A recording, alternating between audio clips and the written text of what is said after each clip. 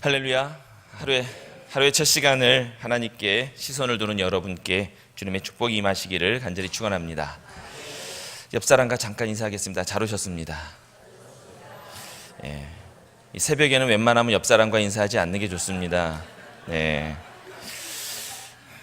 민낯을 보이는 게 좀 쑥스럽기도 합니다.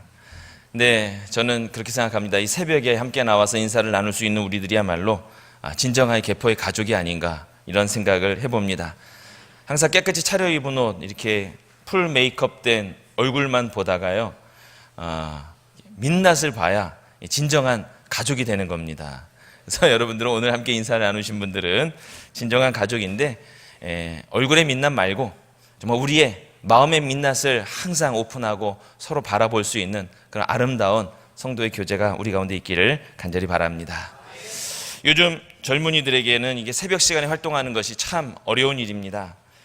저녁형 인간이, 올빼미형 인간이 너무 많기 때문입니다. 2003년 10월 일본의 한 의사인 샤이쇼 히로시가 쓴 인생을 두 배로 사는 아침형 인간, 이런 책이 한동안 베스트셀러가 됐었습니다. 그래갖고 아침형 인간 붐이 일어서 아침에 일어나야만 훌륭한 사람인 것처럼 한동안은 그런 사회적인 풍토가 있었는데, 요즘 또 최근에는 저녁형 인간이 더 영리하고 창의적이다, 이런 연구 결과가 또 많이 나오고 있더라고요. 그래서 요즘 젊은이들이 좀 힘을 얻고 있습니다. 올빼미로 살아가는데. 근데 여러 가지 자료를 찾아보니까 아침형 인간이 더 좋다, 저녁형 인간이 더 좋다, 이렇게 딱 잘라 말하기는 어렵다는 결론에 제가 도달을 했습니다. 요즘에는 24시간 이루어지는 일들이 워낙 많기 때문에 밤에 일할 수밖에 없는 분들을 보면 참 고마운 분들이 너무나 많습니다. 병원 응급실에서 119 센터에서 각종 보안시설, 남들이 쉬어야 일할 수 있는 분들이 있지 않습니까? 건물이 다 비어야 청소를 할 수 있고, 한 많은 분들을 보면서 또 이렇게 밤에 일하시는 분들의 고마움을 생각하게 되는데, 근데 오늘 특별히 학생부 주간이라 우리 학생들이 많이 나왔는데, 가능하다면 저는 우리 청소년 여러분들에게는 좀 아침형 인간이 되기를 권장합니다. 왜냐하면 그것이 하나님께서 창조하신 창조 질서에 순응하는 삶이라고 생각하기 때문입니다. 아침에 해가 뜨면 일어나고 해가 지면 잠을 자는 게 사실은요, 인간에게는 가장 건강한 삶이라고 의사들이 이야기합니다. 늦게까지 안 자고 아침에 못 일어나서 학교에 지각하고 학교에서 꾸벅꾸벅 조는 것은 절대 있어서는 안 될 일이겠죠. 또 우리가 아침형 인간이 되기를 제가 권장하는 이유는, 밤에는 우리를 타락시키려고 하는 많은 사단의 유혹들이 더 많이 활동을 하기 때문입니다. 어둠의 세력들은 주로 밤에 활동하는 것을 보게 됩니다. 그렇기 때문에 할 수만 있다면 우리 청소년 여러분들은 좀 아침형 인간이 되면 좋지 않을까.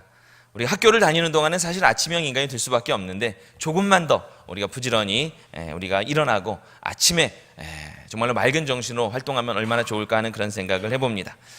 오늘 본문으로 돌아와 보겠습니다. 1절에 보면, 그러므로 사랑을 받는 자녀같이 너희는 하나님을 본받는 자가 되고, 이렇게 말씀하고 있습니다. 오늘 새벽에 나온 여러분 모두가 하나님을 본받는 사람이 되시기를 간절히 축원합니다. 하나님을 본받는 사람은 어떤 사람일까요? 8절에는 너희가 전에는 어둠이더니 이제는 주 안에서 빛이라, 빛의 자녀들처럼 행하라, 이렇게 말씀합니다. 하나님을 본받는 자는 빛의 자녀라고 하는 것입니다. 빛의 자녀는 어떤 삶을 살아야 할까요? 첫째로, 음행과 온갖 더러운 것과 탐욕은 너희 중에서 그 이름조차도 부르지 말라. 이는 성도에게 마땅한 바니라 말씀하신 대로 음행, 더러운 것, 탐욕을 버리는 삶을 살아야 한다고 하는 것입니다. 이런 것들을 저는 어둠의 삶이라고 정의하고 싶습니다. 구체적으로 모든 행위 하나하나를 규정하는 것은 사실 불가능합니다. 그래서 고민하다가 이런 판단을, 기준을 한번 정해봤습니다. 빛과 어둠의 행위로 나눈다면, 화날 때 하는 행위와 어둘 때 하는 행위, 이렇게 한번 나눠봤습니다. 또는 여러 사람들 앞에서 떳떳하게 할 수 있는 일과 사람들의 눈을 피해서 할 수밖에 없는 일, 또 하나 하나님께서 보시기 원하는 그런 일과 하나님께 숨기고 싶은 일, 이것이 빛과 어둠의 삶의 상반된 형태가 아닌가 생각합니다. 어두운 뒷골목을 찾아다니면서 하는 행위, 사람들이 보지 못하는 곳에 하는 행위, 하나님께 숨기고 싶은 행위들, 이런 것들은 바로 어둠의 일들이고, 이런 것들이 바로 우리가 버려야 할, 빛의 자녀가 버려야 할 삶의 모습이라고 하는 사실입니다. 특별히 우리 청소년들은 정말 바퀴벌레 같은 인생이 되지 않았으면 좋겠어요. 너무 자극적인 단어인지 모르겠지만 바퀴벌레는 때로 몰려다니고 어둡고 축축한 곳을 찾아다닙니다. 또 나와서 활동하다가도 사람이 나타나면 순식간에 어디로 숨어버는지 모르게 어두운 곳으로 사라져버리죠. 이런 어둠의 삶을 우리 청소년들이 살지 않았으면 좋겠습니다. 빛의 자녀들처럼 행하는 우리 청소년들이 되기를 간절히 바랍니다. 오늘 이 새벽에 여러분이 간절히 기도하시길 좀 바랍니다. 우리가 어두움의 고리를 좀 끊어버리고 특별히 우리 청소년들 오늘 목사님께 안수받으며 성령의 강한 이끄심으로 정말 빛의 자녀가 되는 삶을 간절히 소원하며 간절히 간구하는 여러분이 되기를 간절히 부탁을 드립니다.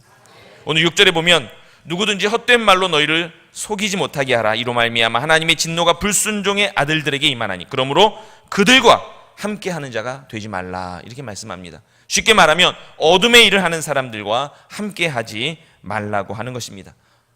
혹시 나를 어둠의 일로 이끄는 자가 있다면 과감히 끊어버릴 용기도 필요하다고 하는 사실입니다. 매주 예배도 잘 드리고 믿음이 자라길 원하는데 별로 영적인 성장이 없다면 먼저 주님께 회개하고 내가 어둠의 일을 붙잡고 있는 것은 없는가 한 번쯤 고민해 보아야 합니다.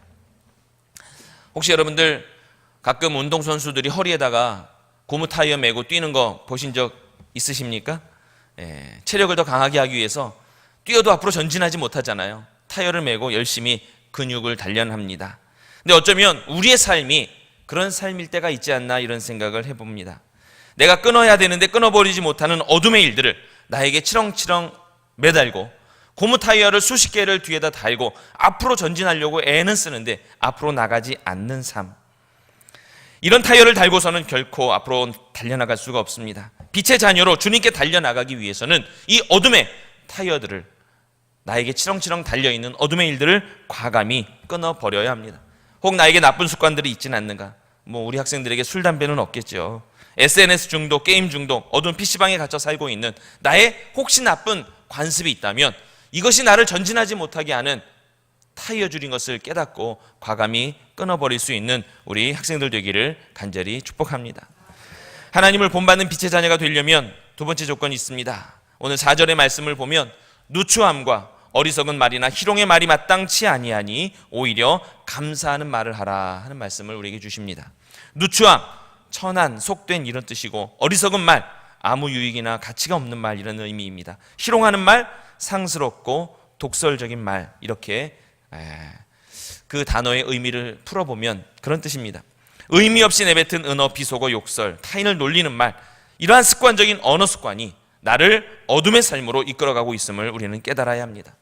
빛의 자녀는 감사의 말을 하라고 말씀해 주시고 있습니다. 감사의 말은 유카리스티아라는 단어인데 유는 좋은 뜻이고요. 은혜, 카리스 이 두 개의 단어가 합성된 것입니다. 즉 은혜를 끼치는 말, 하나님의 은혜에 감사하는 말을 하라고 하는 뜻입니다. 우리의 입술에 감사하는 말, 은혜를 끼치는 말, 유익한 말, 사랑의 말, 격려의 말, 그리고 희망의 말, 긍정의 말 이런 말들만 가득하기를 간절히 부탁을 드립니다. 이것이 바로 빛의 자녀로 살아가는 삶입니다. 지난주일 담임 목사님이 너희는 세상의 빛이라 말씀하셨습니다. 우리가 빛이 될 필요는 없습니다. 우리는 이미 빛으로 지음받은 존재이고 우리가 해야 할 일은 이제 빛으로 존재하는 우리의 삶이 빛의 기능을 다해야 한다고 하는 사실입니다. 우리가 랜턴인 건 사실인데 랜턴의 스위치를 켜지 않으면 결코 빛을 발할 수 없는 것입니다. 배터리 걱정을 할 필요 없을 것 같아요. 성령님께서 우리에게 무제한 전원을 공급해 주시기 때문입니다.